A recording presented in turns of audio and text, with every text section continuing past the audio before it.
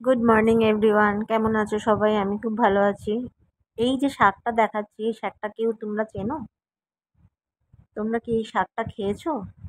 এই শাকটা নাম হচ্ছে ঢেঁকি শাক। শাকটার নাম হচ্ছে ঢেঁকি শাক। দেখো শাকগুলো কিরকম যেন একটা রোল খেয়ে খেয়ে আছে। এই শাকগুলো আমি আজকে বাজারে স্কুল থেকে আসার সময় বাজার থেকে নিয়েছি। এটা কিভাবে করতে হবে, এটাতে এটা ভালো করে কেটে নেবে, নিয়ে তারপরে ধুয়ে নিয়ে একটা শুকনো লঙ্কার মেথি ফোড়ন দিতে হবে। মেথি ফোড়ন দিয়ে তারপরে এই শাকটাকে ছেড়ে দিতে হবে। বেশি কুচি কুচি না, বড় করেও করতে পারো, কুচি করেও করতে পারো। আমি একটু বড় বড় রেখে করেছি। আর এটা নিয়ে নুন হলুদ দিয়ে, বিশেষ কিছু ব্যাপার না, কিন্তু শাকটা খেতে খুব টেস্টি হয়। শাকটা শরীরের অনেক অনেক রকম শারীরিক দিক থেকে খুব ভালো। তো এর নাম হচ্ছে ঢেঁকি শাক। দেখবে শাকগুলোর মাথাগুলো সমস্ত মানে সেই ওই ক্যাড়ার মতো পেঁচানো পেঁচানো, মানে দেখলেও একটু গা শিরশির করে, কিন্তু এই শাক অনেক উপকারী শাক।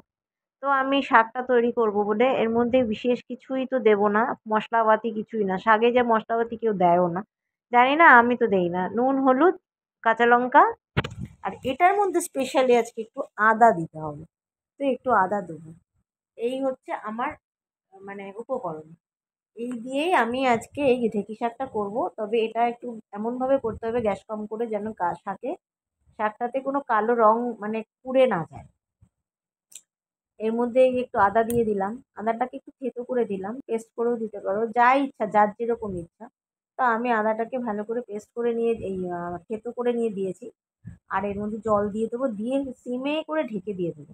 ব্যাস, এটা হয়ে গেলে একটু জাস্ট কর্নফ্লাওয়ার আছে, একটু কর্নফ্লাওয়ার একটু ঘুরিয়ে নিলেই হয়ে যাবে। তাহলে হয়ে যাবে শাক ভাজা। আম, এটা খুব উপকারী উপকরণ। তো যদি বাজারে পেয়ে থাকেন অবশ্যই নিয়ে আসবেন এবং এইভাবে বানিয়ে খাবেন, খুব ভালো লাগবে। একটু কর্নফ্লাওয়ার দিতে হবে, কিন্তু লাস্টে না দিলে এই যে তাকিয়ে তাকিয়ে থাকছে শাকটা, সেটা না হলে বাজে লাগে দেখতে।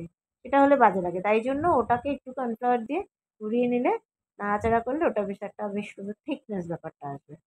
তো আমাদের তাহলে আমি বললাম যেটা, যে ঢেঁকি শাক, এটা সিমে করে করে করতে হবে ঢেঁকি শাক ভাজাটা। তাহলে হয়ে গেল, খুবই সুন্দর খেতে লাগবে। তো আমি আজ পুঁটি মাছ এনেছিল, তো অল্প অল্প করে, কেউ তো খায় না, আমি আর ও খাই, আমার হাজবেন্ড। তো পুঁটি মাছটাকেও আজকে যে পেস্ট করেছিলাম, এটাকে আমি শস্য বাটা দিয়েই করছি আজকে। শস্য বাটা, একটু নারকেলের বাটা, আর নুন হলুদ কাঁচা তেল কাঁচা লঙ্কা, ব্যাস এই দিয়ে আমি পুরো এই মাছটা করবো।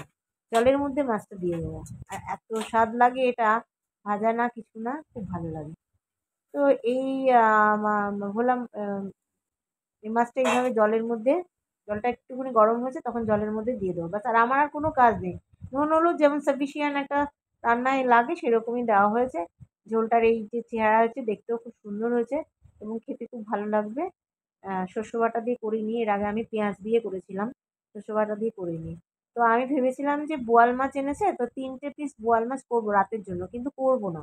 কারণ এই পুঁটি মাছ আর এই চিংড়ি মাছ এনেছে 3টে। আমার মেয়ে অনেক দিন থেকে খেতে চাইছিল যে, মা পুঁটি মাছ আনো, সরি, চিংড়ি মাছ আনো না মা, বাবা চিংড়ি মাছ আনো না। তো যে মানে নারকেল শস্য আর ফাইনালি কাঁচা এনেছে। লঙ্কার যে পেস্টটা করেছিলাম সেটা আমি পুরো এটার যে মিল্কটা, ওটা আমি দেব। আমি এই এই জিনিসগুলো দেব না। তো চলো এটা আমি মিল্কটা বার করে নিই। মিল্কটা বার করে নেবো, নাহলে না এই ছিবড়েটাকে খুব বাজে লাগে, ছিবড়েটা একদম ভালো লাগে না। দেখেন তো স্মুথ, এত স্মুথ এই মিল্কটা, সর্ষের আর এটার মধ্যে নারকেলের, খুব খুব তেল টেস্টি হয় মিক্স খেতে। করে তো এটার মধ্যে আমি কি করব, এই কাঁচা মাছগুলো যেগুলো ধুয়ে রেখেছিলাম, সেগুলো মাছগুলোর মধ্যে এই মশলাটা দিয়ে ম্যারিনেট কি করে সুন্দর টেক্সচারটা হয়েছে, 10-15 মিনিট রেখে দেবো। দারুণ তো দেখতে। এই যে আমি তো এটাকে আমি মিল্ক এখানে বার করেছিলাম, ঢেলে দেবো সেটার মধ্যে আমি আবার আম, আহ, মাছটা সেটার মধ্যে দিয়ে এটার এই সাথে আমি মাছটাকে দিয়ে দেবো। ম্যারিনেট করে বেশ এই কিছুক্ষণ যে রেখে দেবো। মাছটার মধ্যে দিয়ে দিলাম, দিয়ে এটাকে ম্যারিনেট করে রেখে দেবো। এই 10-15 মিনিট ম্যারিনেট করে রেখে দেবো, তারপরে আবার আমি কড়াইতে চাপিয়ে দেবো। যাই হোক, এই 10 মিনিট পরে আবার এই চিংড়ি মাছের কাছে আমি আসবো। তো চিংড়ি মাছটা বুঝারি করতে এমন কিছু ব্যাপার নয়, এটাকে আমি ভালো করে নুন দিতে কড়াইতে হবে কারণ তেল দিয়ে বসিয়ে এটাকে গ্যাস হলুদ আর সিম লাগবে করে না। করে নেবো আর কি। এটার মধ্যে একটু নুন লাগবে, কারণ আমি যা দেবো একবারেই দিয়ে দেবো, আর নতুন করে কিছু দেবো না। তো এই মাছটা কিন্তু খুব সুন্দর দেখতে, আশা করি খেতেও ভালো হবে। তো চলো আমি তো চলো ইয়েটা নিয়ে আসি, পরে আবার মানে আসছে বসাবো যে কড়াইটা আমি বসিয়ে দিই। কড়াইটা পুড়ে গেল। দেখতে খুব সুন্দর, রান্না সবসময় তাই করার হচ্ছে। আগেই তেল দিয়ে দেখতে দিলাম, ভালো লাগছে, তেল এত দিয়ে ভালো ভাজা আছে লাগছে। মাছটা, তবুও তেল একটু দিলাম কারণ কড়াইটা একটু লালচে লালচে টাইপের হয়ে গেছে, যার জন্য তেল দিলাম। এবার কি করা যাবে, তো এখন আমি লঙ্কা তো চিংড়ি অবশ্যই মাছটা দেবো, বসাবো। নাহলে ভালো চিংড়ি লাগবে মাছটা না। অলরেডি এটা আমি কাঁচা তেল দিয়ে দিয়ে মেখে দেবো। রেখেছিলাম, কাঁচা তেল দিয়ে, আর ওই মশলাটা পেস্টটা যেটা বলেছিলাম পেস্টটা দিয়ে মেখে রেখেছিলাম। তো এখন ওই তেলের মধ্যে, তেল গরম হলে তেলের মধ্যে আমি এই মাছ তিনটে ম্যারিনেট করে দিয়ে রেখেছিলাম। দিলাম। বড় বড়ই আছে মোটামুটি মাথাটা, চিংড়ি মাছের মালাইকারি টাইপ কি দিয়ে